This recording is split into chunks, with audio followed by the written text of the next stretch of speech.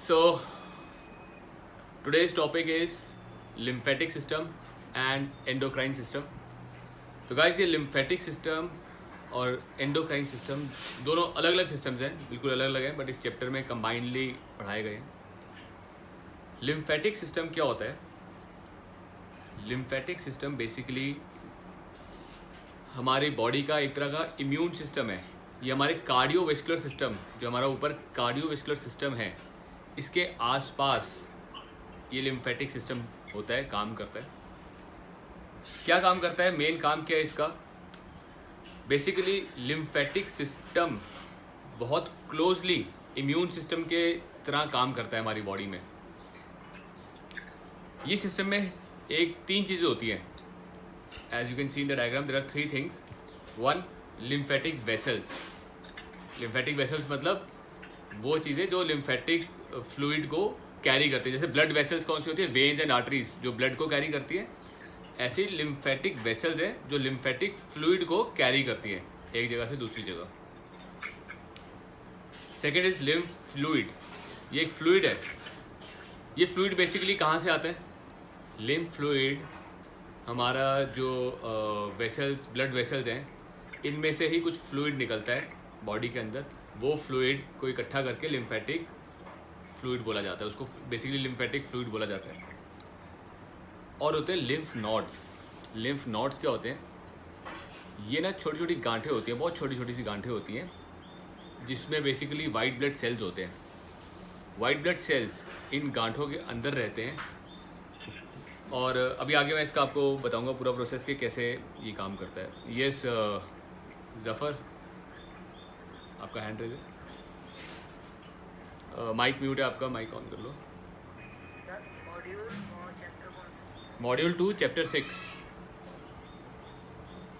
Module 2 में chapter 6. तो guys बिल्कुल टॉप पे ना स्टार्टिंग में लिम्फेटिक सिस्टम का बहुत ही बढ़िया एक डेफिनेशन है. ओके, माइक सबका मैं म्यूट कर देता हूँ यहाँ से. डन. आई होप अब आपको मेरी आवाज़ सुन रही होगी. Lymphatic system chapter 6. यार लेट आने के बाद ना फिर बार बार चैप्टर पूछोगे कैसे चलेगा? फटाफट आया करो टाइम पे. So guys chapter 6 module 2 page number 63. Lymphatic system का मैं एक आपको डेफिनेशन पढ़ रहा हूँ जो स्टार्टिंग में है. Lymphatic system work very closely with cardiovascular system. हमारा जो कार्डियोवेस्कुलर सिस्टम है इसके बिल्कुल आसपास काम करता है closely to form immune system. ठीक है, इम्यून सिस्टम को फॉर्म करता है हमारे यहाँ पर. Bacterias and other harmful substances are picked up by lymph fluid. Lymph fluid bacterias और दूसरे हार्मफुल सब्सटेंसेज को पिक करते हैं, अपने फ्लूइड के अंदर पकड़ लेते हैं, and transport to lymph nodes. Lymph nodes जो मैंने बताया गांठें होती है छोटी छोटी, उसमें ट्रांसपोर्ट करते हैं. ट्रांसपोर्ट कैसे करेंगे? Through lymph vessels. लिम्फ के वेसल्स होते हैं, जैसे आर्टरीज और वेन्स होती है ब्लड वेसल्स, ऐसी छोटी छोटी लिम्फ की वेसल्स होती हैं. उनमें से इनको ट्रांसपोर्ट करते हैं लिम्फ नोड्स के अंदर. नोड्स के अंदर क्या होता है? नोड्स के अंदर वाइट ब्लड सेल्स होते हैं, वो इन बैक्टीरियाज को ख़त्म कर देते हैं, मार देते हैं. ये मेन काम होता है लिम्फेटिक सिस्टम का, जो बहुत closely as a immune system काम करते हैं हमारी बॉडी का. लिम्फेटिक फ्लूइड जो है, मैं एक वीडियो देख रहा था, बहुत ही अच्छी वीडियो बताई है कि लिम्फेटिक फ्लूइड बॉडी में आता कैसे है, बनता कैसे है. बेसिकली क्या होता है, जब हमारे वेसल्स, जो ब्लड वेसल्स हैं, आपकी वेन्स और आर्टरीज हैं, जब ये वेन्स और आर्टरीज आगे जाके बहुत पतली हो जाती हैं, बहुत पतली होने के बाद ना, अभी तो जैसे आपको हाथों में दिखती है तो काफ़ी मोटी है, जब ये मसल्स में या कहीं पे अंदर इंसर्ट होती है, वहाँ पे बहुत पतली हो जाती है. वहाँ पे ना कैपिलरीज होती है. कैपिलरीज बोला जाता है उन चीज़ों को. ये जैसे आर्टरीज आई, इन्होंने अपना काम किया. काम करने के बाद जो ब्लड है, बेसिकली आर्टरीज में से ब्लड गया मसल्स में, मसल्स ने उस ब्लड में से ऑक्सीजन यूज़ कर लिया, न्यूट्रिशन यूज़ कर लिया. अब वो जो मसल्स में से जो ब्लड वापस जाता है वो वेन्स में से जाता है. तो यहाँ पे ना छोटी छोटी कैपिलरीज होती हैं जिनके थ्रू ये वेन्स में चला जाता है, और ये बहुत बारीक और पतली होती हैं, बहुत बारीक. तो होता क्या है कि इन कैपिलरीज में से, क्योंकि जो ब्लड प्रेशर होता है ना, वो कई बार उस प्रेशर को ठीक से झेल नहीं पाती, उनके लिए प्रेशर तेज़ होता है, तो यहाँ से कुछ ना कुछ फ्लूइड बाहर लीक कर जाता है, बॉडी में निकल जाता है।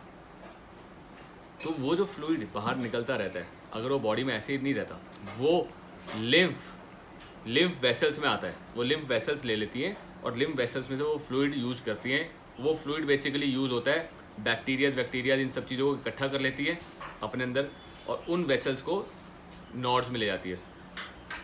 वो नॉड्स में लेके जाके उन बैक्टीरियाज को फिर वहाँ पे मारती है।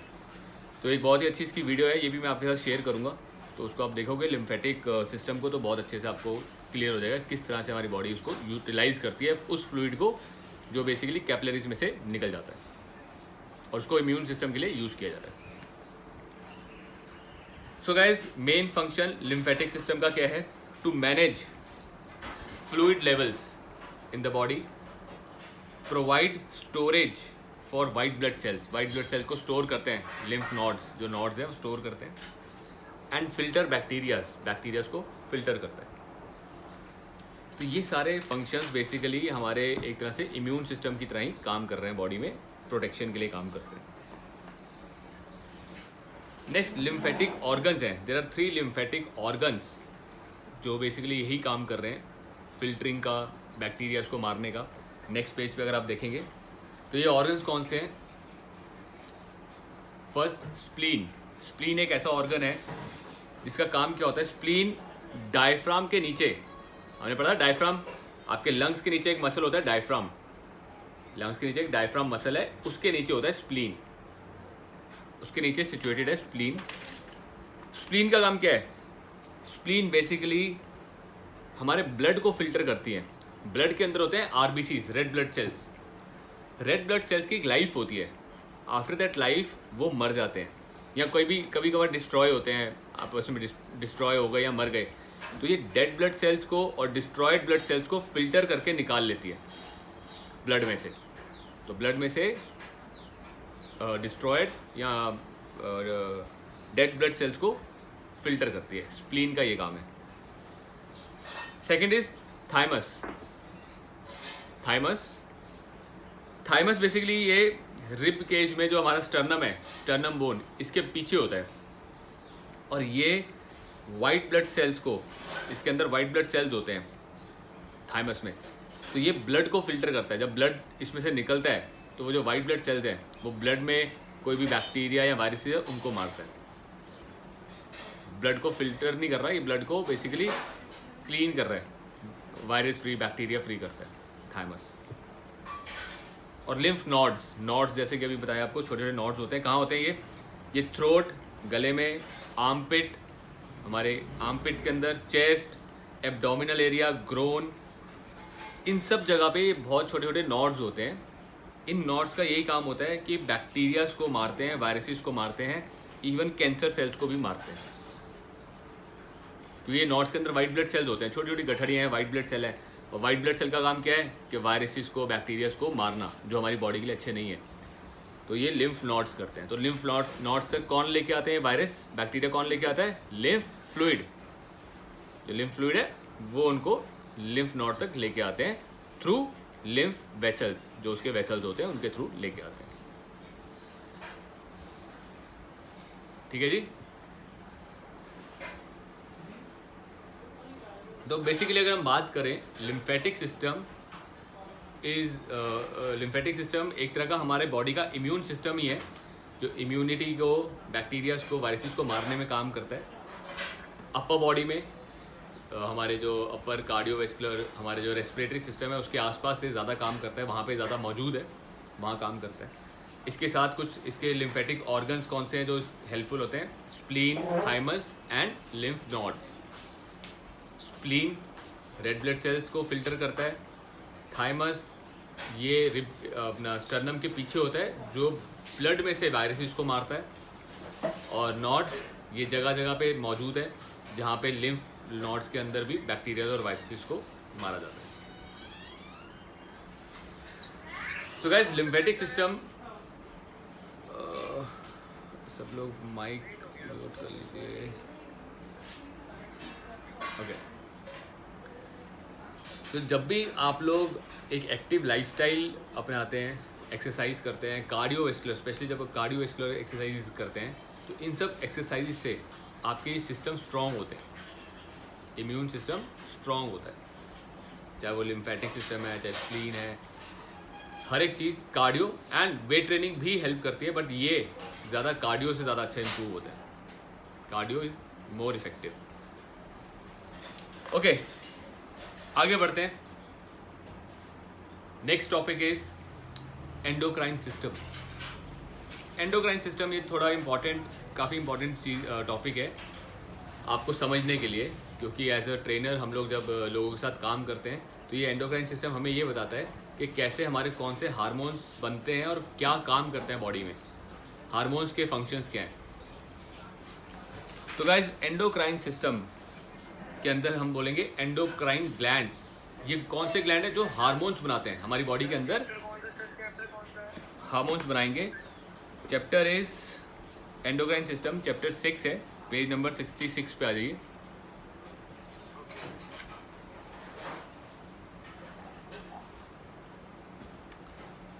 सो गाइस पेज नंबर 66 पे आप देखोगे एक टेबल है, बहुत ही बढ़िया एक टेबल यहाँ पे दिया गया है कि कौन कौन से ग्लैंड्स हैं, कौन कौन से हार्मोन प्रोड्यूस करने वाले ग्लैंड्स हैं।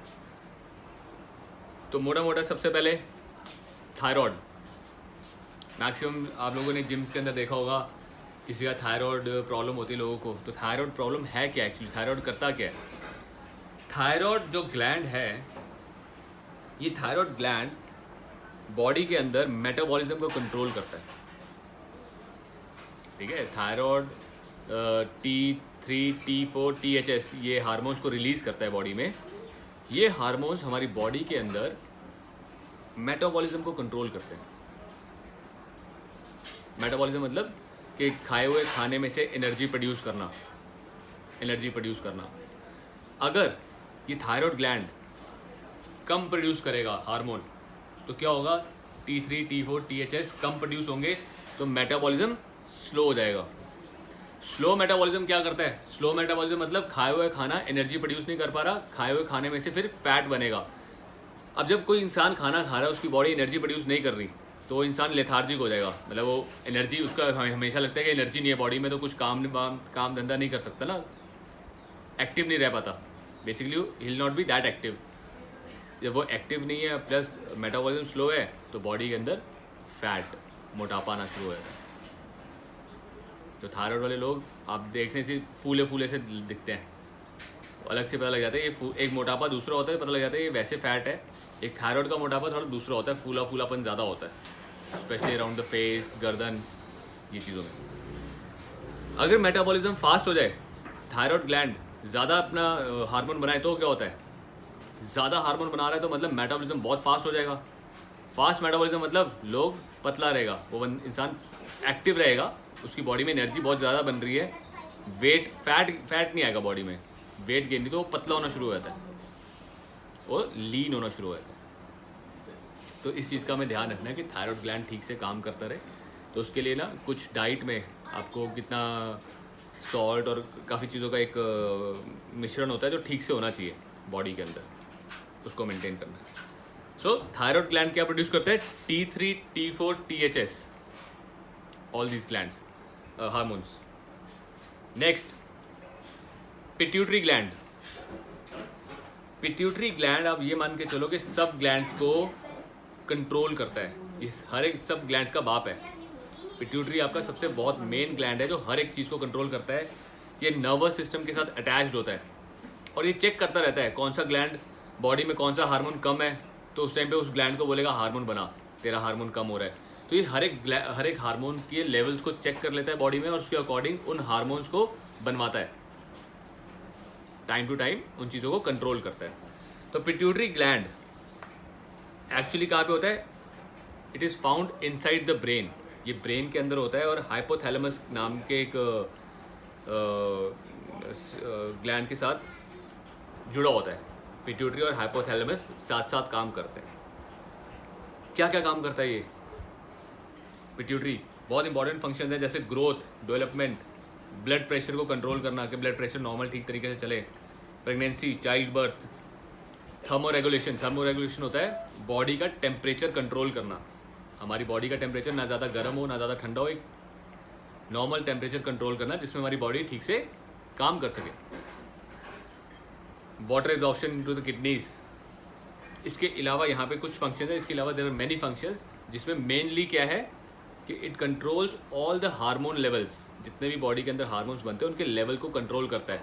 कोई हार्मोन अगर ज़्यादा बन रहा है तो उसको ग्लैंड को बोलेगा भैया तेरा हार्मोन ज़्यादा बन रहा है, कम कर दे। Let's take an example of testosterone.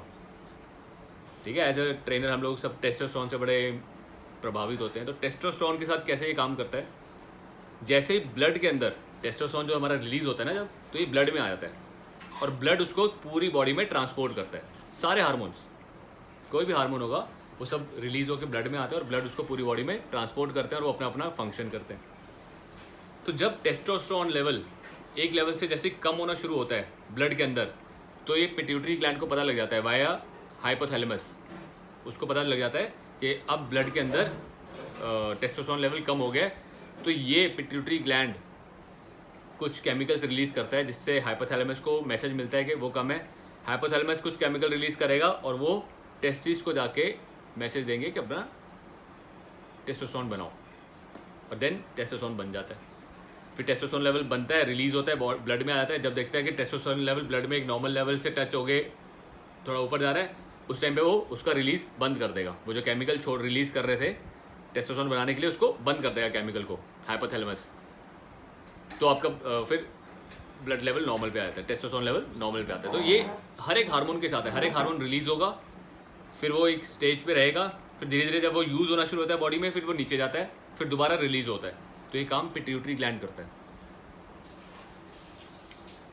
ठीक है, ऐसे ही जब आप लोग टेस्टोस्टेरोन बाहर से लेते हो, इंजेक्ट करते हो, तब क्या होता है, जब हम बाहर से टेस्टोस्टेरोन इंजेक्ट कर लेते हैं बॉडी के अंदर, आपका नॉर्मल लेवल ये है और बाहर से इंजेक्ट किया, इतना लेवल आ गया, तो पिट्यूटरी ग्लैंड को पता लग जाता है यार टेस्टोस्टेरोन तो बहुत ज़्यादा आ गया है। क्या करेगा, वो अपना टेस्टोस्टेरोन को बंद कर देगा बनाना। ठीक है भैया, शट डाउन कर दे क्योंकि बहुत ज़्यादा है। अब ये जैसे यूज़ होता है, क्योंकि साइकिलिंग चल रही होती है, दोबारा टेस्टोस्टेरोन आता है, दोबारा ये हाई पे होता है, पिट्यूटरी ग्लैंड डिटेक्ट कर लेता है ये हाई है, वो अपने को बंद रखता है। जब लॉन्ग टर्म तक ये काम होता है तब दिक्कत हो जाती है कि पिट्यूटरी ग्लैंड उसको जब तक ऑफ ऑफ ऑफ ऑफ चलता रहेगा। जैसे आपके मसल्स हैं, आप कुछ नहीं करो तो वीक हो जाते हैं, तो ऐसे लॉन्ग टर्म तक अगर कोई हार्मोन नहीं बन रहा तो वो शट डाउन या वीक हो जाता है, जिसकी वजह से दिक्कत आती है। ठीक है, तो ये सारा कैलकुलेशन जजमेंट्स कौन करता है, पिट्यूटरी ग्लैंड करता है। तो इसलिए हम लोग को ना बहुत स्मार्टली काम करना होता है। जनरली हम लोग जानते नहीं है तो फटाफट ले यार टेस्टोस्टेरोन ले लो, ये ले लो, ले तो लेते हैं, बट उसके बॉडी के अंदर फंक्शंस किस तरह कर रहा है उसको बिना जाने करें तो दिक्कत होती है। अगर आपको पता है कि यार मेरे को अपना नेचुरल को भी बूस्ट करना है, मेरा नेचुरल टेस्टोस्टेरोन रुके ना, वो भी टेस्टोस्टेरोन बनाता रहे, अगर एक्सटर्नल भी लिया है तो नेचुरल भी बनाता रहे, वो ना रुके, उसके लिए क्या करना है, वो इंपॉर्टेंट चीज़ है। ठीक है, नेक्स्ट है पैराथायरॉयड ग्लैंड। पैराथायरॉयड, सो पैराथायरॉयड ग्लैंड क्या करता है, ये हमारी बॉडी के अंदर कैल्शियम लेवल्स को कंट्रोल करता है। कैल्शियम लेवल को कंट्रोल करता है। ब्लड के अंदर ना कैल्शियम लेवल अगर कम हो जाए तो क्या होगा, कैल्शियम के अपने बहुत सारे फंक्शन हैं, सिर्फ हड्डियों को मजबूत करने के अलावा कैल्शियम के और भी फंक्शंस हैं। तो अगर जब हमारी बॉडी में ब्लड में कैल्शियम लेवल एक लेवल से गिर जाए, कम हो जाए, तो हमारे बॉडी हड्डियों में से कैल्शियम लेना शुरू कर देती है, बोन्स में से, विच इज़ नॉट गुड। ठीक है, क्योंकि बोन्स को अपना कैल्शियम स्टोर करके रखना है, क्योंकि बोन्स के बड़े इंपॉर्टेंट काम है, अपने आप को स्ट्रॉन्ग रखना है। प्लस बोन क्या करती है, formation of blood cells, blood cells को फॉर्म करती है, जिसके लिए कैल्शियम होना बहुत ज़रूरी है। तो कैल्शियम लेवल को कंट्रोल करता है पैराथायरॉयड ग्लैंड। तो पैराथायरॉयड ग्लैंड ये काम कर सकता है, अगर आपका ब्लड में कैल्शियम लेवल लो है तो ये हड्डियों में से निकाल लेगा। तो हम वो नहीं चाहते, इसलिए अपना कैल्शियम लेवल आपको कंट्रोल रखना चाहिए, ठीक रखना चाहिए। Next is adrenal gland. Adrenal gland ये बेसिकली दोनों किडनीज के ऊपर होता है, किडनीज के थोड़ा ऊपर ये पाया जाता है ग्लैंड। इस ग्लैंड का काम क्या है, ये ग्लैंड स्ट्रेस हार्मोन रिलीज करता है। स्ट्रेस मतलब ये नहीं कि जो स्ट्रेस करे, स्ट्रेस हार्मोन्स मतलब जब आपकी बॉडी स्ट्रेस में होती है उस टाइम पे कुछ ऐसे हार्मोन रिलीज करता है जो स्ट्रेस को कंट्रोल करे, स्ट्रेस को कम करे, ठीक है। स्ट्रेस रिलीजिंग हार्मोन के स्ट्रेस को कंट्रोल करने वाले हार्मोन्स को रिलीज करता है एड्रिनल ग्लैंड। ये ग्लैंड कौन कौन से हार्मोन्स होते हैं, इसको बोला जाता है एड्रेनालाइन एंड कॉर्टिसोल। ये दोनों हार्मोन्स हैं, कॉर्टिसोल एंड एड्रेनालाइन। इनके कुछ ऐसे बड़े इंपॉर्टेंट फंक्शन है, काम करने का तरीका जो समझाएं, बात करेंगे आपके साथ बाद में, कवर होगा ये। तो इसका काम क्या है एड्रिनल ग्लैंड का, रेगुलेट ब्लड प्रेशर। जब आप स्ट्रेस में होते हो, स्ट्रेस में ना ब्लड प्रेशर तेज़ होने की तेज़ होता है, प्रेशर तेज़ हो जाता है, हार्ट बीट तेज़ होती है, उसको कंट्रोल करता है कि ज़्यादा तेज़ ना हो, कंट्रोल में रहे। Regulate immune function, immune function भी कंट्रोल करेगा। स्ट्रेस लेवल को मॉनिटर करता है, स्ट्रेस लेवल ज़्यादा ना बढ़े उसको मॉनिटर करता है। इंसुलिन लेवल को रेगुलेट करता है बॉडी के अंदर। ये स्ट्रेस एड्रिनल ग्लैंड ये प्रोटीन को ग्लूकोज में कन्वर्ट कर देता है। मैंने कल आपसे बात की थी, वो भी आगे आता है, पहले इसको कवर करते हैं। Convert protein into glucose, increase burst of energy, बहुत ज़्यादा एनर्जी दे देगा आपको ड्यूरिंग फाइट सिचुएशन। फाइट एक इमरजेंसी स्ट्रेस लेवल होता है ना, फाइट में भी स्ट्रेस होता है इमरजेंसी सिचुएशन में, ये एनर्जी देता है। Decrease sensitivity to pain, pain की सेंसिटिविटी कम कर देगा, पेन फील नहीं होती उस टाइम पे। हाइटन मेमोरी फंक्शन, क्यों करता है ये? स्ट्रेस मीन्स कोई भी ऐसी इमरजेंसी सिचुएशन आ जाए, दैट इज़ अ स्ट्रेस, एक तरह का बॉडी के ऊपर स्ट्रेस आता है। तो ड्यूरिंग दिस स्ट्रेस आपको एनर्जी ज़्यादा चाहिए बॉडी को। हमारी ब्रेन को पता है कि स्ट्रेस के अंदर हमें ना ज़्यादा एनर्जी चाहिए, तो ज़्यादा एनर्जी के लिए फिर क्या करेगा, ये प्रोटीन से भी एनर्जी बनाना शुरू कर देता है। प्रोटीन को यूज़ करता है एनर्जी बनाने के लिए, ग्लूकोज बनाता है, प्रोटीन से ग्लूकोज बना देता है, which is not good actually. अगर देखा जाए तो ये ठीक नहीं होता। आप नॉर्मल लेवल पे अगर बैठे बैठे बिना मतलब के स्ट्रेस पे हो तो आपकी बॉडी का प्रोटीन ग्लूकोज में कन्वर्ट हो जाएगा। ज़्यादा ग्लूकोज मीन्स अगर ग्लाइकोजन लेवल ज़्यादा है और वो इंसान सिर्फ बैठा है, he is not doing anything, मैं एक नॉर्मल इंसान की बात कर रहा हूँ जो आजकल स्ट्रेस में बहुत रहते हैं, and he is not doing anything, तो क्या होगा, वो ग्लाइकोजन स्टोर धीरे धीरे कार्बोहाइड्रेट में कन्वर्ट हो जाएगा और कार्बोहाइड्रेट उसको फैट में कन्वर्ट कर देगी। तो बिना मतलब बैठे बैठे प्रोटीन फटाफट फैट में कन्वर्ट हो रहा है अगर बिना मतलब का स्ट्रेस है। सर ये पेन को, अगर पेन कह रहे हैं कि बॉडी में अगर पेन है उसको सेंसिटिव कम कर देता है, क्या ये मतलब ड्यूरिंग दैट टाइम, सिर्फ उतने टाइम के लिए जब जैसे आपकी स्ट्रेस सिचुएशन, जैसे लड़ाई हो गई, एक्सीडेंट हो गया, तो फॉर दैट इंस्टेंस 5-10 मिनट के लिए, उस टाइम के लिए वो पेन की सेंसिटिविटी को रिड्यूस कर देगा। जिस टाइम पे बहुत ज़्यादा हाई स्ट्रेस, बहुत ज़्यादा हाई या बहुत ज़्यादा हाई हार्मोन रिलीज हो रहा है, तो हार्मोन ये क्या करेगा, बॉडी में पेन की सेंसिटिविटी को कम कर देगा, प्रोटीन को ग्लूकोज में कन्वर्ट करेगा, बर्स्ट ऑफ एनर्जी, बहुत ज़्यादा एनर्जी बॉडी को दे देगा कि वो स्ट्रेस सिचुएशन से डील कर सके, हमारी बॉडी उस सिचुएशन से डील कर सके, इस वजह से ये काम करता है। मैंने आपको इसका एग्जांपल शायद कल दिया था कि जब एक्सीडेंट हुआ था ना, तो उसके आधे घंटे बाद पता चला यहाँ पे फ्रैक्चर है, यहाँ सूजन हो गई थी, पसीना आ रहा था मेरे को बहुत ज़्यादा बिना मतलब बैठे बैठे। तो मैंने कहा क्यों हो रहा है पता नहीं, जब डॉक्टर से चेक कराने गया तो इधर फ्रैक्चर था, क्योंकि that was a stress situation. ठीक है, दिमाग के अंदर 10 चीज़ें चल रही थी, बाइक टूट चुकी है, एक्सीडेंट हो चुका है, आगे जहाँ पे जा रहा हूँ वो काम नहीं हो पाएगा, घर पे बताना है, घर वाले क्या सोचेंगे, तो 10 तरह की जो स्ट्रेस आ जाता है ना एकदम से, तो ये रिलीज़ हुआ, हार्मोन रिलीज़ हुआ, उसने ये सारे काम कर दिए। हालांकि ये किस लिए ये अच्छा होता है, अगर इमरजेंसी सिचुएशंस में दिस इज़ गुड, क्योंकि अगर आपका दिमाग ध्यान सारा पेन में चला जाएगा तो आप उस सिचुएशन से निकलने के बारे में नहीं सोच पाओगे, है ना। उस स्ट्रेस सिचुएशन से निकलने के लिए तभी सोच पाओगे जब आपको पेन फील नहीं हो रही और आप में एनर्जी ज़्यादा है, तो आप उसमें से निकल जाते हो। बट कुछ स्ट्रेस ऐसा होता है ना जो बिना मतलब बैठे बैठे ले रहा है इंसान, बिना मतलब की टेंशन है और बैठे बैठे ले रहा है stress, that is not good, उसमें फिर ये ठीक काम नहीं है। हाँ जी, हाँ ये स्टीरॉइड, ये हार्मोन्स है हमारी बॉडी के, एड्रेनलिन एक हार्मोन है, कॉर्टिसोल भी हार्मोन है, और ये स्टीरॉइड के बेस पे भी लिए जाते हैं हमारी बॉडी में, एज ए स्टीरॉइड्स भी लिए जाते हैं, मतलब जब इनका वो ज़रूरत होती है। So next is pancreas. Pancreas ये क्या करते हैं, पैनक्रियाज हमारी बॉडी में इंसुलिन रिलीज़ करते हैं। जब भी हम कार्ब्स खाते हैं, कार्ब्स खाने से ब्लड में शुगर लेवल बढ़ता है, तो पैनक्रियाज इंसुलिन को रिलीज़ करते हैं और ये इंसुलिन इस बढ़े हुए शुगर लेवल को, इस बढ़े हुए ग्लाइकोजन लेवल को क्या करता है, मसल्स में भेज देता है, मसल्स की तरफ, क्योंकि मसल्स को ज़्यादा चाहिए होती है एनर्जी ना, पूरा दिन मसल्स ने काम करना है, तो मसल्स की तरफ डाइवर्ट करता है और ब्लड के अंदर फिर शुगर लेवल नॉर्मल हो जाता है। तो ये ब्लड का शुगर लेवल कंट्रोल करता है। ये जब देखते हैं कि ब्लड में शुगर लेवल एक लेवल से ज़्यादा है, पैनक्रियाज इंसुलिन को रिलीज़ कर देगा और बढ़ा हुआ शुगर लेवल क्या करेगा, ग्लाइकोजन की फॉर्म में हमारे मसल्स में चला जाएगा।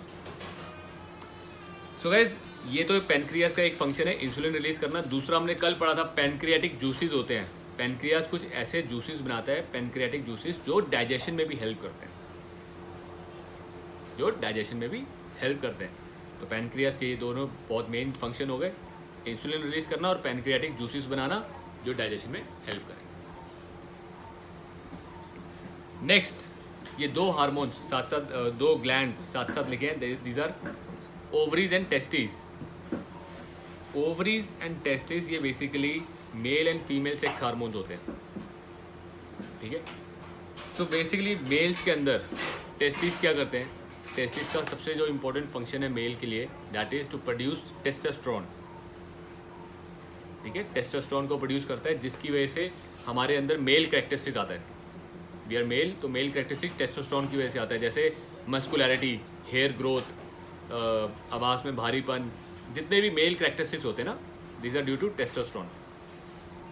ओवरीज फीमेल के लिए है, तो ओवरीज एस्ट्रोजन बनाती है, एस्ट्रोजन, और एस्ट्रोजन एक फीमेल हार्मोन है जो फीमेल कैरेक्टरिस्टिक्स देते हैं, ये फीमेल कैरेक्टरिस्टिक्स देता है। जैसे बॉडी में फैट लेवल ज़्यादा होगा, फीमेल्स के अंदर टेस्टोस्टेरोन बहुत कम लेवल पे होता है, इसलिए फीमेल्स में मस्कुलैरिटी नहीं दिखती, उनमें फैट थोड़ा ज़्यादा दिखता है। तो जितने भी आपके फीमेल कैरेक्टरिस्टिक्स देखे, आवाज़ का पतला होना, उनको दाढ़ी मूछ नहीं आती, क्यों? क्योंकि ओवरी इसके एस्ट्रोजन की वजह से ये कंट्रोल होता है। यही सेम दोनों हार्मोन्स का एक और मेन फंक्शन क्या है, जो टेस्टीज हैं ये स्पर्म को बनाती हैं, स्पर्म, और ओवरीज जो है एक एग बनाती है। जब ये स्पर्म एंड एग दोनों मिलते हैं तब बेबी प्रोड्यूस होता है, तब प्रेगनेंसी होती है। तो ये रिप्रोडक्शन में भी यही काम आते हैं। तो ये mail and female sex hormones है, एंड बहुत इंपॉर्टेंट फंक्शंस होते हैं इनके। अगर हमारी बॉडी में टेस्टोस्टेरोन एक लेवल से ज़्यादा हो जाए, क्योंकि टेस्टोस्टेरोन और एस्ट्रोजन में सिर्फ एक मॉलिक्यूल का फ़र्क होता है, सिर्फ एक मॉलिक्यूल, उस मॉलिक्यूल को हटा दिया जाए टेस्टोस्टेरोन से तो एस्ट्रोजन बन जाता है, ठीक है। तो जब मेल बॉडी में एक लेवल से ज़्यादा टेस्टोस्टेरोन है और फ्री टेस्टोस्टेरोन है, मतलब वो काम नहीं कर रहा कुछ भी, एक्सेस है, तो हमारी बॉडी उसको एस्ट्रोजन में कन्वर्ट कर देती है, जिसकी वजह से आपने देखा होगा बॉडी बिल्डिंग में मेल बूब्स वगैरह ये प्रॉब्लम आती है ना, गैस्ट्रोमेनिया, आवाज़ पतला होना, कैरेक्टरिस्टिक्स चेंज होने, ये इसीलिए आती है क्योंकि जो मेल हार्मोन टेस्टोस्टेरोन है एक लेवल से बहुत ज़्यादा था, एक्सेस था, इसको हमारी बॉडी ने, उसकी बॉडी ने एस्ट्रोजन में कन्वर्ट कर दिया। सेम फीमेल में भी होता है, फीमेल में भी अगर एस्ट्रोजन एक लेवल से बहुत ज़्यादा हो तो वो टेस्टोस्टेरोन में कन्वर्ट होना शुरू होता है। ये टेस्टोस्टेरोन ज़्यादा लो तो मेल कैरेक्टरिस्टिक्स आने शुरू हो जाते हैं, ठीक है। सो गाइस, ये सारे जो ग्लैंड्स हमने पढ़े हैं, these all glands are very important, बहुत इंपॉर्टेंट फंक्शन है इसके हमारी बॉडी के अंदर। इनको हमेशा कंट्रोल लेवल में ही रहना चाहिए, ठीक है। किसी का भी बहुत ज़्यादा आना या बहुत कम होना इज़ नॉट गुड। तो इन ग्लैंड्स के बारे में आपको पता होगा ना जब, तो आप अच्छे से किसी के ऊपर भी काम कर सकते हो। जैसे फॉर एग्जांपल बात करते हैं, टेस्टोस्टेरोन लेवल अगर लो हो जाए मेल बॉडी में, फिर क्या होता है, लो टेस्टोस्टेरोन की वजह से low energy, low muscle mass and fat ज़्यादा होगा, उस इंसान में फैट ज़्यादा आता है। तो कई लोग जो बहुत ज़्यादा फैटी है ना, आप कभी उनका टेस्टोस्टेरोन लेवल भी चेक करवाया करो। कई बार फैट इसी वजह से ज़्यादा बन रहा होता है क्योंकि टेस्टोस्टेरोन लेवल बहुत लो होता है बॉडी में। तो आप उनको अगर नेचुरल सप्लीमेंट्स देना शुरू कर दोगे टेस्टोस्टेरोन के, तो अपने आप रिकवर कर जाते हैं, ठीक हो जाते हैं, बढ़िया हो जाते हैं, हेल्दी हो जाते हैं। ये सब लेवल्स को आपको टाइम टू टाइम मतलब चेक करते रहना चाहिए, साल में 1 या 2 बार आपको टेस्ट कराने चाहिए कि आपके सारे हार्मोन्स, आपके ब्लड के अंदर ये सारी चीज़ें नॉर्मल काम करें, ठीक है जी। Any doubt, anything you want to ask? हाँ जी। मैं जब अभी खेलने गया था ना, तो हाँ जो परसों वाली बात हो रही है ना, मैं लड़कियों को देख के कंफ्यूज हो रहा था, ये लड़की है लड़का है, क्या बात है। हाँ, वो वही वही चीज़ है, थी मैं। जस्ट बिकॉज जब कई बारी टेस्टोस्टेरोन का यूज़ गलत तरीके से हो जाए, ओवर यूज़ हो जाए, ज़्यादा हो जाए, उसको ठीक ये तरीके से। सारी लड़कियां लड़की यही लड़के हैं, सारी लड़कियों के बाद लड़कों की तरह होनी थी। अच्छा। हाँ जी। दे दिया होगा टेस्टोस्टेरोन बूस्टर किसी ने। हाँ अब ज्यादा दे दिया। क्या होता है, टेस्टोस्टेरोन से ना मसल तो बन जाता है, ये पता लग जाता है, लेकिन ये मैं आपको बता रहा हूँ, पता लग जाता है देखने से। और अगर उनका आप टेस्ट वेस्ट कराओगे तब भी आ जाएगा बॉडी में। यस अतुल, कुछ कहना चाह रहे थे? बेसिकली पोल्ट्री डालते हैं ना, पोल्ट्री और प्राइमर। हाँ, बेसिकली प्राइमर फीमेल्स के लिए जो यूज़ होता है वो थोड़े अलग। फीमेल्स डायरेक्ट टेस्टोस्टेरोन नहीं लेती, टेस्टोस्टेरोन भी ले सकती हैं, डिपेंड करता है स्पोर्ट टू स्पोर्ट। ठीक है, बहुत सारे जैसे बॉडी बल्क के अंदर बहुत काम करता है, टेस्टोस्टेरोन भी काम करता है। जैसे कुछ स्पोर्ट्स है, बैडमिंटन हो गया, स्पीड और एंड्योरेंस चाहिए, तो उसके लिए अलग हार्मोन्स हैं जो स्पीड और एंड्योरेंस बढ़ा देते हैं। कुछ हार्मोन्स ऐसे होते हैं जो बॉडी में कॉन्सेंट्रेशन लेवल, जैसे जो शूटर है, शूटर भी आप वो भी लेते हैं स्टीरॉइड्स, शूटिंग करने वाले भी स्टीरॉइड यूज़ करते हैं, बट उनके स्टीरॉइड दूसरे हैं। वो स्टीरॉइड ऐसे है जो कॉन्सेंट्रेशन एक जगह देख रहा है, तो वो डॉट ही देख रहा है उसको, और कुछ नहीं दिख रहा। जैसे होता है ना, भांग पी लो तो कई बार भांग पी के बंदा एक ही चीज़ पे कॉन्सेंट्रेट करता रहता है। तो ऐसे कुछ हार्मोन्स हैं हमारी बॉडी के अंदर जो वो पर्टिकुलर काम करेंगे। तो बहुत एडवांस लेवल पे जो हमारे एथलीट्स होते हैं, इन एथलीट्स के साथ यूज़ किए जाते हैं कहीं ना कहीं, उनके लेवल को बढ़ाने के लिए। तो स्टेमिना बढ़ाने के लिए, स्ट्रेंथ बढ़ाने के लिए, तो आप सब लोग, साइज और स्ट्रेंथ बढ़ाने के लिए आप सब लोग को पता ही है, टेस्टोस्टेरोन, डेका, बॉल्डी, अनावर, कटिंग में भी आते हैं। तो ऐसे बहुत सारे हार्मोन्स हैं, मतलब गिनती नहीं है। हम लोग ने एक बारी हमारे कोर्स में एक टॉपिक था स्पोर्ट्स मेडिसिन करके, जिसमें डोपिंग के नाम से था चैप्टर। मेरे ख्याल से 150 से ज़्यादा हार्मोन्स उसमें हमने पढ़े थे, 150 से ज़्यादा स्टीरॉइड्स पढ़े थे कि इनके क्या काम है, कितना लेना है, कैसे लेना है, हर एक स्पोर्ट्स के डिफरेंट। तो बॉडी बिल्डिंग में तो सिर्फ थोड़े से यूज़ होते हैं, लेकिन ये सोचो आप थोड़े से कोई जो 2-4 जो स्टीरॉइड यूज़ हो रहे हैं, इन्हीं को अगर आप ज़्यादा ले लो तो कितना दिक्कत है।